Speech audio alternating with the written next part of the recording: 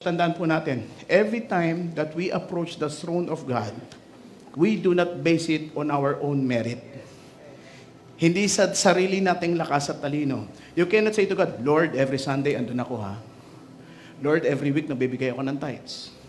Lord, ganitong ginawa ko. Lord, itong ginawa ko. Lord, we cannot give our merit. We cannot say to God our works.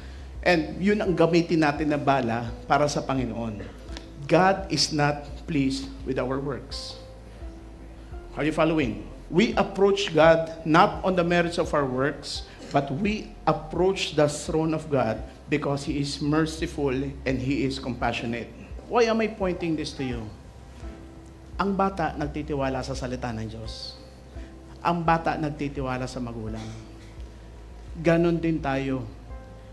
Right now, kaya sinasabi, we have to be transformed into childlikeness because we have to reset our system this year that we will trust in God alone. That we will not trust in our jobs, in your business, in your career. Sa Diyos lang tayo aasa. Hindi tayo aasa sa ibang tao. Hindi ka aasa sa mayamang mong kamag-anak. This is the time right now that we learn how to trust in God. Amen.